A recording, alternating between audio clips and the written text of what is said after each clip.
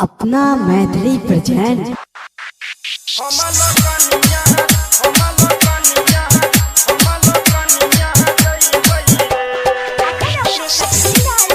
DJ Umesh Sangeeta recording studio Hasanpur बाजार। अहे दई मल के हमारा शादी हम लोग कनिया जइबै रे।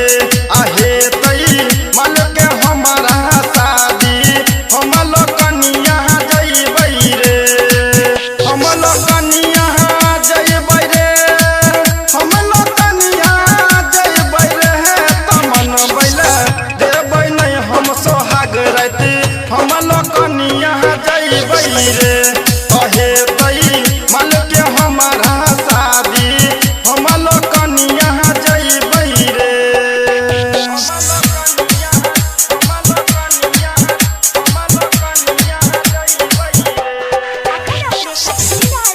डीजे उमेश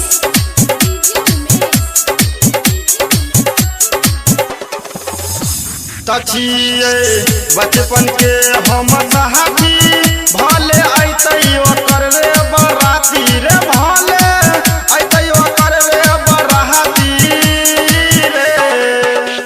तछिए बचपन के हम साथी भले अतै ओकर रे बराती रे। भले अतै ओकर रे बराती रे। तदेने छियै नक में नथुनिया हम लोग कनिया जइबै रे। तदेने छियै नक में नथुनिया हम लोग कनिया जइबै रे।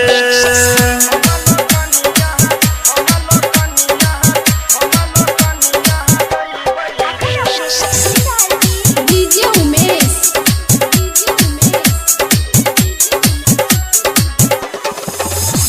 तजैमा लह में डीजे बजतै सब बरतिया सहला नचतै रे। सब बरतिया सहला नचतै रे। तजैमा लह में डीजे बजतै सब बरतिया सहला नचतै रे। सब बरतिया सहला नचतै रे। तब बनतै दोसर के कनिया हम लोग कनिया जइबै रे। तब बनतै दोसर के कनिया हम लोग कनिया जइबै रे। बुझली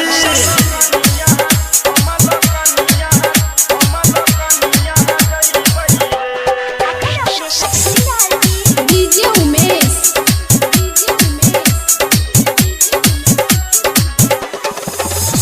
तराइटर चंदन माकुन आके हेला दारू पी के करतै खेला रे। दारू पी के करतै खेला रे।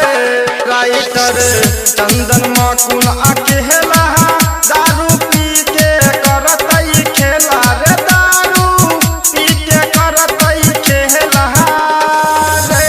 तभी जदी बहाना मारै छै तनिया हम लोग कनिया जइबै रे। तभी जदी बहाना मारै छै तनिया हम लोग कनिया जइबै रे। हम लोग कनिया जइबै रे। हम लोग कनिया जइबै रे। तहे तई मल के हमारा शादी हम लोग कनिया जइबै रे।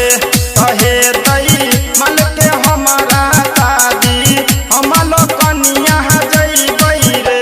जइबे करबै। संगीता रिकॉर्डिंग स्टूडियो हसनपुर बाजार।